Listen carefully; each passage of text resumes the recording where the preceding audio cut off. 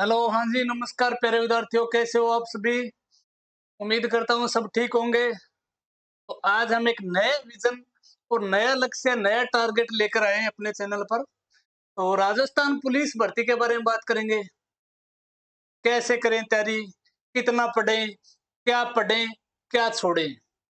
Video को पूरा देखना है और अगर आपको वीडियो पसंद आए तो आप लाइक, सब्सक्राइब एंड शेयर और वो बटन कौन सा है? बेल आइकन ज़रूर दबाइए।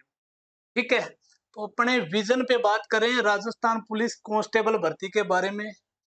कितने फॉर्म भरे गए हैं, ये चीज आप दिमाग से निकाल दीजिए।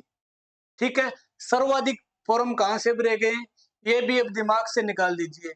ये समय है सिर्फ और सिर्फ तैयारी पर ध्यान देने का। ठीक है, मान लो 50 सीटें, वहां से 50,000 फॉर्म भरे गए हैं, तो आपको दिमाग में लेने की कोई जरूरत नहीं है। आपका विजन, आपका टारगेट है वो मजबूत होना चाहिए। आप वो लक्ष्य हासिल कर सकते हैं जो करना चाहते हैं, लेकिन उसके लिए आपका एक परी प्लान भी होना चाहिए। बिना प्लान के कोई भी कार्य वो सफल नहीं होता है। ठीक है, हर कार्य अच्छे तरीके से सुनियोजित तरीके से कीजिए, स्टेप बाय स्टेप। मान लीजिए कोई गांव जाना है, हमें किसी भी गांव जाना है, तो हमें उस गांव के रास्ते का पता है तो हम सीधे चले जाएंगे। और उस गांव के रास्ते का पता नहीं है तो पता है हम कितने रास्तों से गुजरेंगे और किस किस को पूछेंगे, तो उसमें कितना टाइम लगेगा? लगभग 4 गुना ज्यादा। यही बात मैं कह रहा हूं, अगर आपका किसी भर्ती के प्रति या कांस्टेबल के प्रति आपका विजन, टारगेट मजबूत है, तो आपको सीधा ही जाना है गांव, नहीं कि रास्ता पूछते हुए। रास्ता पूछते हुए अगर गांव जाओगे तो 4 गुना समय लगेगा। और आपको रास्ते का पता है या फिर आपको कोई गाइडलाइन कर रहा है तो सीधा गांव में जाओगे आप। इसी आधार पर हम बात कर रहे हैं, आपको अपना लक्ष्य हासिल करने के लिए त्याग करना पड़ेगा। ठीक है, अपने भारत में श्री राम जी को अच्छा व्यक्तित्व के धनी माने जाते हैं। ठीक है, तो उसको श्री राम कहलाने के लिए पता है उसने क्या क्या त्याग किया था? 14 वर्ष वनवास।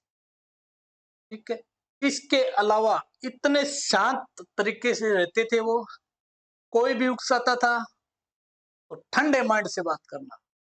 और उसी त्याग और स्वभाव की वजह से संपूर्ण भारत में आज पूजे जाते हैं। मैं श्री राम की बात नहीं कर रहा हूं, मैं बात कर रहा हूं आपकी। आप तैयारी कर रहे हो तो आपके पड़ोसी आपको उकसाएंगे। ठीक है, वो आपसे हो सकता है लड़ाई झगड़ा भी कर सकते हैं, आप पर वो कमेंट भी करेंगे कि लग जाएगा नौकरी, देख लेना, यूं ही गली हम घूम तो फिरेगो। ये सच्चाई है बिल्कुल, हर व्यक्ति के साथ ऐसा होता है।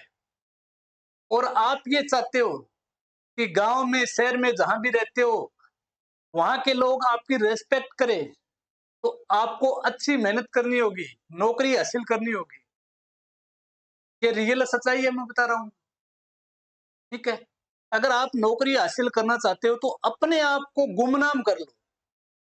लोगों को ये नहीं पता चलना चाहिए कि वो क्या कर रहा है। दफन हो जाओ। दफन वैसे नहीं जैसे आप सोच रहे हो कि जमीन में दफन हो जाओ। दफन का मतलब है कि एक जो बीज होता है ना, उसे पौधा बनने के लिए दफन होना पड़ता है जमीन में, उसके बाद ही वो पौधा बनता है। तो आप अपने आप को किसी लाइब्रेरी या रूम में बंद कर लो, और जब तक एग्जाम नहीं हो, जब तक सफल नहीं हो जाओ, तब तक अच्छे तरीके से मेहनत करो। इसी विषय पर मैं चर्चा कर रहा हूं आपके साथ। दैनिक दिनचर्या यानी राजस्थान पुलिस की अंतिम रणनीति के बारे में। कैसे करें तैयारी? अंतिम हथियार जो हम चला सकते हैं, एक तो सर्वप्रथम आपका टाइम टेबल फिक्स होना चाहिए कि मेरे को इस समय ये पढ़ना है, इस समय ये पढ़ना है। जैसे 2 घंटे मैथ पढ़नी है, 2 घंटे रीजनिंग, 2 घंटा जीके, इस हिसाब से टाइम टेबल जहां भी आप तैयारी करो आपके सामने होना चाहिए बिल्कुल। ठीक है, इसको फॉलो करना है। उसके बाद आपको क्या करना है? सबसे पहले दिन की शुरुआत होती है, कितने बजे उठते हो? सुबह 5 बजे उठना है आपको निश्चित ही। अगर अच्छे विद्यार्थी, इससे भी अच्छे विद्यार्थी हो तो 4 बजे उठ जाइयो, और कई बे आलस पड़ा रहे 9-9 बजे तक नहीं। मैं भी की सोच लियो भाई 9 बजे और कम से कम 7 बजे तो उठियो। 5 बजे उठने के बाद जो दैनिक दिनचर्या के काम है वो करने के बाद आप योगा व्यायाम कीजिए। उसके बाद लगभग मेरा ये मानना है कि 6 बजे आप स्टडी स्टार्ट कीजिए, और 6 बजे से कंटिन्यू 10 बजे तक कर रहे हो 4 घंटे। ठीक है, ये 4 घंटे आपको दिन में 10 घंटे पढ़ रहे हो ना, ये सुबह वाले 4 घंटे 10 घंटे के बराबर है। ठीक है, टाइम टेबल के आधार पर अच्छे से तैयारी कीजिए। 6 बजे स्टडी स्टार्ट कर दीजिए। ठीक है, उसके बाद में नाश्ता भी होगा 7:30 बजे, उसके बाद में खाना भी होता है, सोना भी होता है, और रात को 10 बजे के बाद नहीं जगना है, 10 बजे सो जाना है। कई विद्यार्थी देखते हैं कि रात को 2-2 बजे तक पढ़ते हैं, कोई फायदा नहीं है। समय से सो और जल्दी उठो, जल्दी सो और जल्दी उठो। इस 5 बजे से लेके 10 बजे के बीच आप जिस भी एग्जाम की तैयारी कर रहे हो उसका टाइम टेबल आपके सामने लगा होना चाहिए। अब देखिए भी कैसे पढ़ें। जैसे मान के चलिए प्रत्येक सब्जेक्ट की बता रहा हूं। ठीक है, जैसे राजस्थान का इतिहास पढ़ रहे हैं, उसमें पढ़ रहे हैं, मान लो हम मेवाड़ या सभ्यता पढ़ रहे हैं। ठीक है, सबसे पहले उसकी थ्योरी है उसको पढ़िए, अच्छे तरीके से पढ़ना है। थ्योरी का टॉपिक पढ़ने के बाद उसी टॉपिक को अपने को वस्तुनिष्ठ प्रश्न है उसको पढ़ना है। इससे क्या होता है भाई, एक तो आपकी रिवीजन हो जाएगी, इसके अलावा वस्तुनिष्ठ प्रश्न करोगे आप तो आपका जो कॉन्फिडेंस है, आत्मविश्वास है, वो थोड़ा सा बढ़ेगा। इनके अलावा देखो सारा सब्जेक्ट हम लागू है, उदाहरण दिया सिर्फ मेवाड़ या सभ्यता हो तो, जैसे मैथ हो या रीजनिंग हो, उसकी थ्योरी पढ़िए, थ्योरी के बाद वस्तुनिष्ठ प्रश्नों को पढ़ना है, एबेसेडे वाला हमारी भाषा में।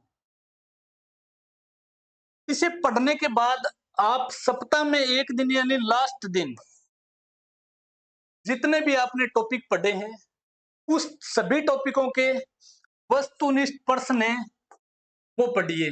इससे आपका क्या होगा भाई, रिवीजन हो जाएगी अच्छे तरीके से। और जब आप वस्तुनिष्ठ प्रश्न पढ़ोगे सप्ताह के लास्ट दिन तो कई क्वेश्चन है जो बहुत सारे क्वेश्चन होंगे जो आपके पढ़े हुए होंगे आपको आएंगे, तो इससे आपका आत्मविश्वास बढ़ेगा। और मेरा ये मानना है निश्चित तौर पर ही आप एक पेपर सेट डेली निकालिए। जैसे आप कांस्टेबल की तैयारी कर रहे हो तो एक पेपर सेट डेली निकालिए, कोशिश करिए डेली एक पेपर सेट है निकाले। इससे अपने को पता चलेगा कि किस टॉपिक में अपन कमजोर है और किस में अच्छा कर रहे हैं। कोशिश करिए डेली एक पेपर सेट निकालिए।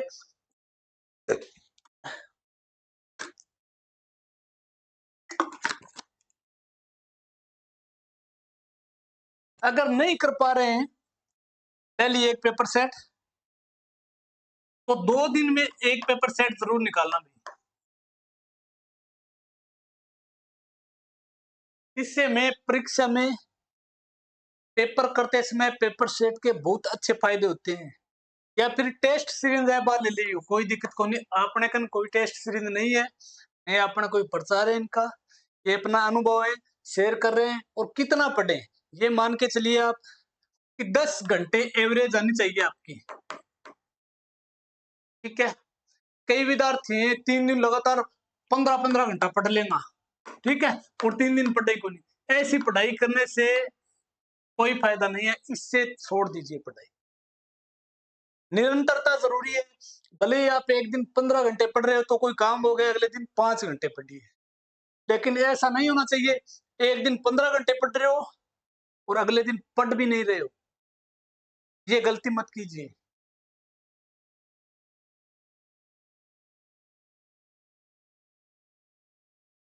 अब देखिए भी आपके पास एक तो 2 घंटे पढ़ने या 3 घंटे पढ़ने, 3 घंटे या फिर